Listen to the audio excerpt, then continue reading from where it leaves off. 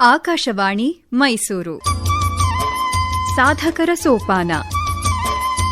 ಲೇಖನ ಹಾಗೂ ಪ್ರಸ್ತುತಿ ಟಿಎಸ್ ಗೋಪಾಲ್. ಪ್ರಾಯೋಜಕರು ಸಹಬಾಳ್ವೆ, ಬೆಂಗಳೂರು. ಮುಂಬಯಿಯಲ್ಲಿ ನೆಲೆಸಿ ಕನ್ನಡ ಪ್ರೀತಿಯನ್ನು ಮೆರೆದ ಹೊರನಾಡ ಕನ್ನಡಿಗರಲ್ಲಿ ಜಿ.ವಿ. ರಂಗಸ್ವಾಮಿಯವರು ಒಬ್ಬರು. ಮೈಸೂರು ಸಮೀಪದ ಗರ್ಗೇಶ್ವರಿ ಮೂಲದವರಾದ ರಂಗಸ್ವಾಮಿಯವರು ಮುಂಬಯಿಯಲ್ಲಿ ಮೊದಲ ಕನ್ನಡ ಮುದ್ರಣಾಲಯವನ್ನು ತೆರೆದವರು. ಕನ್ನಡ ಒಕ್ಕೂಟದ ಸ್ಥಾಪಕರಲ್ಲಿ ಒಬ್ಬರು. ತಮ್ಮ ಕಾಲದಲ್ಲಿ ಜರುಗಿದ ಸಾಹಿತ್ಯ ಸಮ್ಮೇಳನ ಒಂದನ್ನೂ ತಪ್ಪಿಸಿದವರಲ್ಲ. ಅಂದಿನ ಕನ್ನಡ ಸಾಹಿತಿಗಳಿಗೂ ಚಿತ್ರ ಕಲಾವಿದರಿಗೂ ಬಹು ಪರಿಚಿತರಾಗಿದ್ದ ರಂಗಸ್ವಾಮಿಯವರ ಕಾರ್ಯಶೀಲತೆ ಸರ್ವವಿದಿತವಾಗಿದ್ದವು. ಕನ್ನಡ ಚಲನಚಿತ್ರವೊಂದನ್ನು ತಯಾರಿಸ ಹೊರಟು ಅರ್ಧಕ್ಕೆ ಕೈಬಿಟ್ಟಿದ್ದ ರಂಗಸ್ವಾಮಿಯವರು ಪತ್ರಿಕೋದ್ಯಮದಲ್ಲಿ ತಕ್ಕಮಟ್ಟಿನ ಯಶಸ್ಸು ಕಂಡರು. ಅವರು 1950ರಲ್ಲಿ ಪ್ರಕಟಿಸತೊಡಗಿದ್ದ ಆದರ್ಶ ಎಂಬ ಕನ್ನಡ ನಿಯತಕಾಲಿಕ ಜನಪ್ರಿಯವಾಗಿತ್ತು. ಪತ್ರಿಕೆಯಲ್ಲಿ ಅಂದಿನ ಬಹುತೇಕ ಕನ್ನಡ ಲೇಖಕರ ಕಥೆ ಕವನಗಳು ಪ್ರಕಟವಾಗುತ್ತಿದ್ದವು. ಹುಣಸೂರು ಸಮೀಪದ ಕಲ್ಲಹಳ್ಳಿಯ ಕೃಷಿಕ ಸುಬ್ರಹ್ಮಣ್ಯ ರಾಜೇ ಅರಸ್ ಎಂಬ ಲೇಖಕರು ತಾವು ಬರೆದ ಮೊದಲ ಕಥೆಯನ್ನು ಆದರ್ಶ ಪತ್ರಿಕೆಗೆ ಕಳುಹಿಸಿ ಕಾತರದಿಂದ ಕಾಯುತ್ತಿದ್ದರು. ಅಂಚೆಯವನು ತಂದುಕೊಟ್ಟ ಆದರ್ಶ ಪತ್ರಿಕೆಯಲ್ಲಿ ತಮ್ಮ ಕಥೆ ಪ್ರಕಟವಾಗಿರುವುದನ್ನು ಕಂಡಾಗ ಅಷ್ಟೇ ಅಲ್ಲ, ಅಂಚೆಯವನು ಚೀಲದಿಂದ ರೂಪಾಯಿಯ 5 ನಾಣ್ಯಗಳನ್ನು ತೆಗೆದು ಲೇಖಕರಿಗೆ ರಂಗಸ್ವಾಮಿಯವರು ಕಳಿಸಿದ್ದ ಗೌರವಧನ ಎಂದು ಹೇಳಿಕೊಟ್ಟಾಗ ಅವರ ಸಂತಸ ಇಮ್ಮಡಿಯಾಯಿತು.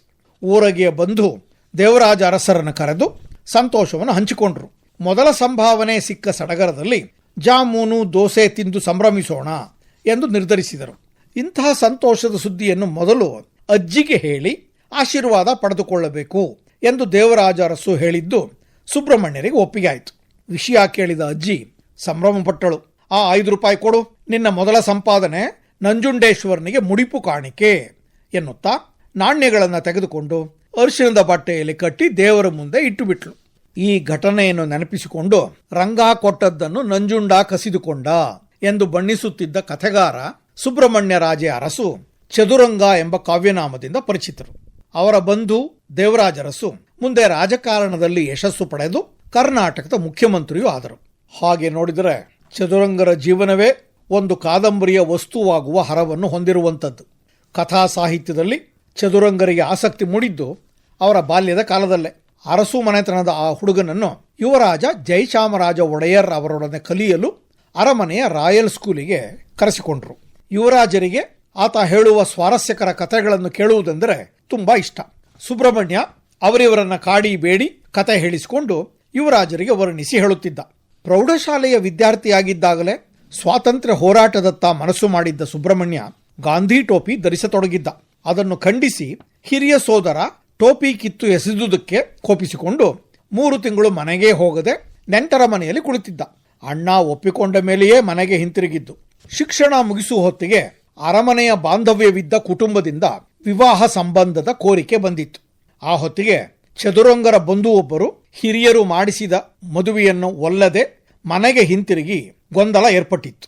ಆಕೆಯನ್ನು ಪುನರ್ವಿವಾಹವಾಗಲು ಚದುರಂಗ ಸಿದ್ಧರಾದಾಗ ಮನೆಯವರ ವಿರೋಧ ಕಟ್ಟಿಕೊಳ್ಳಬೇಕಾಯಿತು.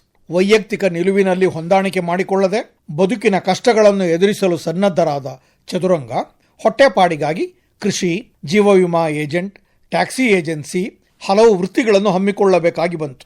ಏನೇ ಆದರೂ ಅವರ ಜೀವನೋತ್ಸಾಹ ಸಾಹಿತ್ಯಾಸಕ್ತಿಗಳಿಗೆ ಎಂದೂ ಕುಂದು ಬರಲಿಲ್ಲ.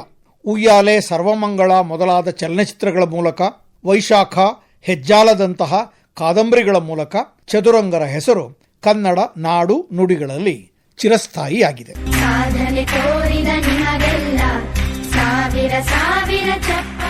ಸಾಧಕರ ಸೋಪಾನ. ಲೇಖನ ಹಾಗೂ ಪ್ರಸ್ತುತಿ ಟಿಎಸ್ ಗೋಪಾಲ್. ಪ್ರಾಯೋಜಕರು ಸಹಬಾಳ್ವೆ, ಬೆಂಗಳೂರು. ಬೆಂಗಳೂರಿನ ಸಹಬಾಳ್ವೆ ಸೇವಾ ಸಂಸ್ಥೆ ಗ್ರಾಮೀಣ ಸರ್ಕಾರಿ ಶಾಲೆ ಬಡ ಮಕ್ಕಳಿಗೆ ಉಚಿತವಾಗಿ ಮೌಲ್ಯಾಧಾರಿತ ಸಮಗ್ರ ಶಿಕ್ಷಣವನ್ನು ನೀಡುತ್ತಿದೆ. 2015ರಲ್ಲಿ ಎಸ್ ರಾಘವೇಂದ್ರ ಪ್ರಸಾದ್ ಅವರು ಸ್ಥಾಪಿಸಿದ ಸಹಬಾಳ್ವೆ ವಿವಿಧ ಜಿಲ್ಲೆಗಳಲ್ಲಿ ಜ್ಞಾನಯಜ್ಞ ಶೈಕ್ಷಣಿಕ ಕಾರ್ಯಕ್ರಮ ನಡೆಸುತ್ತಿದ್ದು, ಇದೀಗ ಮಧುಗಿರಿಯ ದೊಡ್ಡದಾಳವಟ್ಟ ಗ್ರಾಮದಲ್ಲೂ ಗುರುಕುಲವನ್ನು ಆರಂಭಿಸಿದೆ. ವಾರಾಂತ್ಯದ ಭೋಜನ ಸೇರಿದಂತೆ ಗ್ರಾಮೀಣ ಮಕ್ಕಳಿಗೆ ಶೈಕ್ಷಣಿಕ ಸೌಲಭ್ಯವನ್ನು ಒದಗಿಸುತ್ತಿರುವ ಸಹಬಾಳ್ವೆಯೊಡನೆ ಕೈಜೋಡಿಸಲು ಸಂಪರ್ಕಿಸಿ 9901963226. ಸಹಬಾಳ್ವೆ, ಬೆಂಗಳೂರು. ಈ ಕಾರ್ಯಕ್ರಮ ಆಕಾಶವಾಣಿ ಮೈಸೂರು ಕೇಂದ್ರದಿಂದ ಮೂಡಿಬಂತು.